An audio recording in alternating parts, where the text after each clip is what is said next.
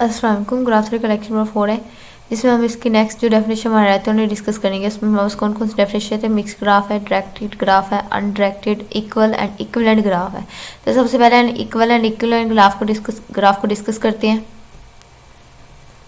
Equal graph हमारे पास क्या है कि दो ग्राफ हमने लिए हैं जी एंड एच। ये हमारे पास कब इक्वल होंगे? जब इनके जो वर्टेक्स सेट है जी का भी और एच का भी, ये दोनों क्या हो? इक्वल हो। एंड इनका जो एज है E of G and E of H, दोनों के जो एज सेट है वो भी हमारे पास क्या हो? इक्वल हो। तभी हमारे पास जी जो होगा वो इक्वल होगा एच के, मतलब ये दोनों ग्राफ क्या कहलाएंगे? इक्वल कहलाएंगे। वर्टेक्स सेट सबको क्लियर है। वर्टेक्स में हमारे पास क्या आ जाएगा? जी के जो वर्टेक्स होंगे, जैसे हम इसमें ले लेते हैं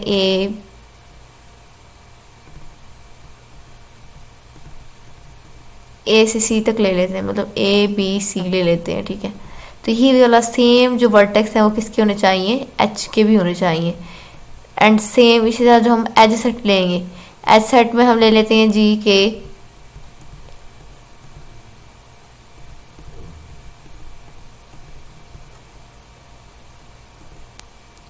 E1 E2 E3 ले लिया हमने, ठीक है। यही हमारे पास इक्वल हो जाए किसके? V ऑफ एच भी हमारा क्या हो? एच के भी वर्टेक्स सेट यही हो। और जो हमारा एच का एज सेट है वो भी क्या होना चाहिए? सेम होना चाहिए कि ई ऑफ एच होना चाहिए। तब हम कहेंगे हमारे पास क्या होगा? इक्वल होगा, ठीक है। दोनों ग्राफ इक्वल होंगे।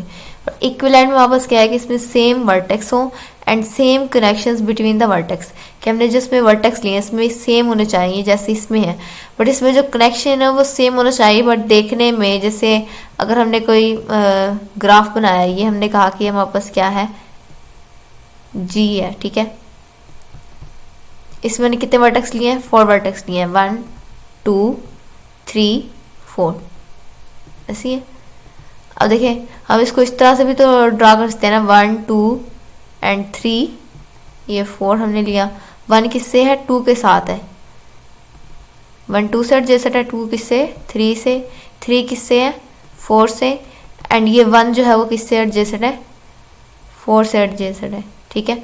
तो ये चीज़ हम इस तरह से भी तो बना सकते हैं ना। तो ये देखिए यही चीज़ उन्होंने ये कहा है कि इसमें जो वर्टेक्स होने चाहिए वो सेम हो जाए। जैसे इसमें 1 2 3 4 है, इसमें वर्टेक्स क्या 1 2 3 4 है, बट इनमें जो कनेक्शन है वो भी सेम है। 1 2 के साथ है तो इधर भी 1 2 के साथ है, 2 3 के साथ है तो भी 2 3 के साथ है, 1 3 4 के साथ 3 4 के साथ है, 1 4 के साथ है तो 1 हमने क्या किया? 4 के साथ किया है। सेम कनेक्शन है। अब लेकिन ये देखने में क्या है? चेंज है। आइडेंटिकली क्या है? ये चेंज है, ये चेंज है, बट ये दोनों क्या है? इक्विवेलेंट है, क्योंकि डेफिनेशन सेटिस्फाई कर रहा है कि इनके दरमियान जो कनेक्शन होना चाहिए वो सेम होना चाहिए। अगर यहाँ पे जो है 2 3 के साथ ना होता तो यहाँ पे भी 2 3 के साथ एडजस्टेड ना होता। यहाँ तक बात क्लियर है। तो फिर इसकी शेप भी हमने थोड़ी चेंज कर देनी थी। तो हमने इस तरह के इक्विवेलेंट ग्राफ ढूंढने हैं। तो equivalent graph and equal graph ये दोनों क्लियर। इसके हम इक्विवेलेंट ग्राफ के एक और एग्जाम्पल देख लेते हैं कि 1 2 3 4 ही हमने इसमें कितने वर्टेक्स लिए? 4 वर्टेक्स लिए। तो इसमें देखिए 4 वर्टेक्स है, 1 2 3 and 4 he vertex and same vertex लिए, जो इधर है वही इधर हमने लिए, ठीक है। बट देखें इसमें जो चेंजिंग क्या आई है, जस्ट इसकी शेप चेंज हुई है। आइडेंटिकली चेंज है, बट जो है बाकी सब कुछ इसमें क्या सेम है। जैसे 1 2 के साथ एडजेसेंट है तो इधर भी देखे 1 2 के साथ एडजेसेंट है। 1 3 के साथ है तो इधर भी देखे 1 3 के साथ भी एडजेसेंट है। 1 4 के साथ है तो देखे 1 4 के साथ भी इसमें क्या है? एडजेसेंट है। फिर देखे 2 2 हमारे पास किसके साथ है? 4 के साथ भी है, तो इधर हमने 2 4 के साथ भी एडजेसेंट किया हुआ है। तो ये जो सेम इधर जिसके साथ भी इसके जो भी कनेक्शन है, जितने भी एज जिसके साथ है वो उसके साथ ही एडजस्ट एज यहाँ पे किया हुआ है, एडजेसेंट बनाया हुआ है। तो ये इस तरह के जो ग्राफ होंगे वो आपस में क्या होंगे? इक्विवेलेंट ग्राफ होंगे। तो हम चलते हैं नेक्स्ट डेफिनेशन पे। नेक्स्ट डेफिनेशन वापस directed graph. A graph in which each edge is associated with an order pair of vertex is called directed graph. अब इसमें क्या क्या रहा है? देखिए सबसे पहले तो नाम से हम पता चल रहा है कि इसमें क्या हमें बताई जाएगी? डायरेक्शन बताई जाएगी, ठीक है। तो हमें कोई ग्राफ बना लेते तो जिससे हमें डेफिनेशन क्या हो जाए ताकि क्लियर हो जाए। हमने एक ग्राफ बना लिया, हमने इसमें कितने वर्टेक्स लिया? 3 वर्टेक्स लिया, ठीक है। हमने कहा 1 जो है वो 2 के साथ एडजेसेंट है, इसको हमने E1 का नाम दे दिया, ठीक है। 2 3 के साथ है, इसको हमने E2 का नाम दे दिया। एंड 3 जो है वो किसके साथ है? 1 के साथ है, इसको हमने E3 का नाम दे दिया। अब ये देखिए यहाँ पे हमने क्या कहा कि हमारे पास जो एज है, हर एज जो है वो associated with an order pair. अब ये एज हमारे पास क्या है? E1, ये इस ऑर्डर पेयर की फॉर्म है। इसमें हमारे पास कौन सा ऑर्डर पेयर है? E1 पे हमारे पास है 1 2। इस तरह सेम E2 पे हमारे पास क्या 2 3, 1 3 पे हमारे पास क्या है E3। तो ये हमारे पास क्या है एडजेसेंट है, मतलब इसमें हमारे पास क्या है एसोसिएट है। इसमें हमारे पास क्या मिल रहा है, हर एज पे हमें क्या मिल रहा है, एक ऑर्डर पेयर मिल रहा है। किनका ऑर्डर पेयर है, वर्टेक्स का ऑर्डर पेयर है। 2 1 2 3 ये हमारे पास क्या है वर्टेक्स है ना, इनका हमें ऑर्डर पेयर मिल रहा है।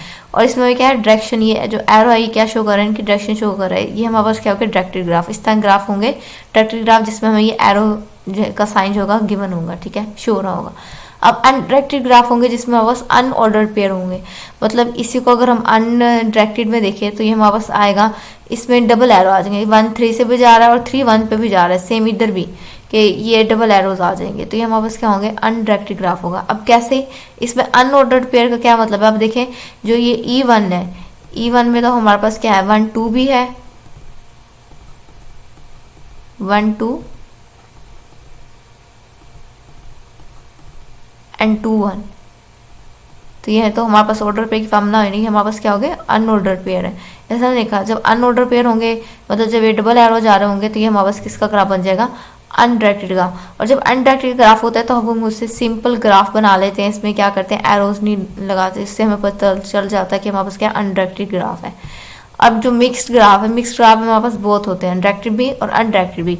जैसे ये हमने कहते हैं 1 जो है वो 2 पे जा रहा है, 2 3 पे भी जा रहा है और 3 रिटर्न भी आ रहा है 2 पे। एंड ये सिंपल हमारे पास क्या है, ये जो मिक्स्ड ग्राफ होता है जो डायरेक्टेड भी और अनडायरेक्टेड भी, वो हमारे पास क्या होंगे मिक्स्ड ग्राफ होंगे। अगर इसे हम डायरेक्टेड और अनडायरेक्टेड ग्राफ को मैथमेटिका में डिस्कस करें, मैथमेटिका में हमने लास्ट लेक्चर में कंप्लीट ग्राफ को डिस्कस किया था कि हम यहाँ पे किसके ब्रैकेट क्या लिखते हैं, जितने वर्टेक्स नहीं होते वो हम राइट करते हैं, हमारे पास क्या है कंप्लीट ग्राफ है। अगर हम इधर से हम क्या देखें डायरेक्टेड ग्राफ को देखना हो तो देखिए हम यहाँ पे हमें मोड पे जाके हम यहाँ पे ऑप्शन मिला डायरेक्टेड ग्राफ हो, जैसे हम इस पर क्लिक करेंगे तो देखिए हमारा क्या आ गया डायरेक्टेड ग्राफ आ गया। यहाँ पे हमें कमांड खुद ब खुद शो हो जाती है, तो अगर याद करें तो हम कमांड को क्या करते हैं याद करते हैं। इस तरह हम मोर पे जाएं,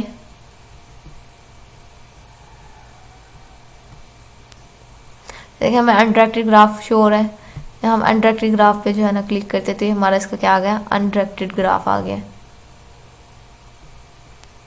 अभी मैं डिफरेंस देखिए, यहाँ पे हमारे पास क्या सिंपल जो वर्टेक्स थे सिंपल हमारे पास है, ठीक है। अब यहाँ पे वर्टेक्स पे देखिए डायरेक्शन की क्या हो रही है शो हो रही है। एंड जब अनडायरेक्टेड पे आए हैं फिर से देखिए वही ऊपर वाला हमारा ग्राफ बन गया कि अभी अनडायरेक्टेड है, इस पर कोई भी डायरेक्शन हमें क्या हो रही है शो नहीं हो रही। डायरेक्शन देखने के लिए अगर हम इसे थोड़ा छोटे में लेके जाएं कि हम यहाँ पे दोबारा से लिखते हैं कंप्लीट ग्राफ, ठीक है। तो ये हमारे पास आ जाएगा। ये सी हमने क्या रखना है हमेशा कैपिटल रखना है, किसी भी उसका हमने स्टार्ट करना है तो हमारे पास जो होगा फर्स्ट लेटर क्या आएगा कैपिटल आएगा। स्क्वायर ब्रैकेट में हम 5 इसमें वर्टेक्स ले लेते हैं ताकि हमारा जो है थोड़ा क्लियर हो जाए डायरेक्टेड है अनडायरेक्टेड।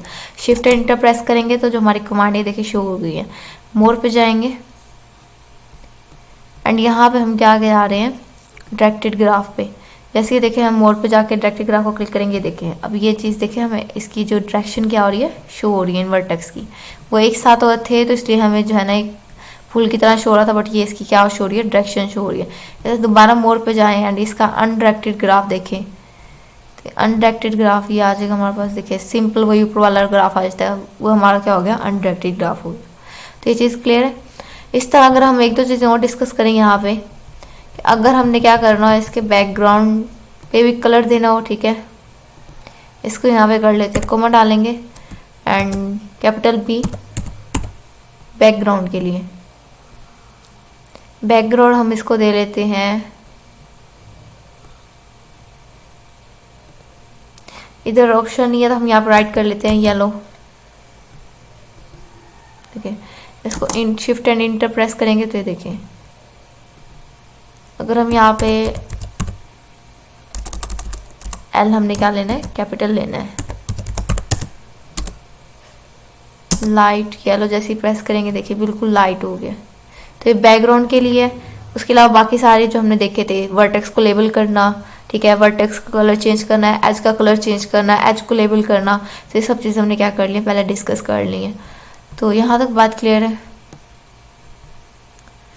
अभी तक हमने इसमें क्या कर लिया कंप्लीट ग्राफ के अलावा जो हमने मतलब ग्राफ के अलावा जो चीज़ें इसमें देखी हैं कमांड में, वर्टेक्स को लेबल करना, वर्टेक्स शेप फंक्शन के वर्टेक्स जो है इनकी जो शेप है वो चेंज करना, ठीक है, एज लेबल करना, एज स्टाइल, स्टाइल, वर्टेक्स का साइज चेंज करना, बैकग्राउंड एंड ईटीसी, इस तरह के काफ़ी सारी कमांड, डायमीटर चेक करना और काफ़ी कुछ हमने क्या कर लिया इसमें कवर कर लिया है। मैथमेटिका में भी हमने डिस्कस किया है एंड अदरवाइज इसको क्या किया, इसकी डेफिनेशन एंड एग्जाम्पल्स वगैरह भी हमने क्या किए हैं, डिस्कस किए हैं। तो आज के लेक्चर में नहीं डिस्कस करना था, अगर इसमें कोई भी इशू हो तो आप लोग मुझसे पूछ सकते हैं। अल्लाह हाफिज़।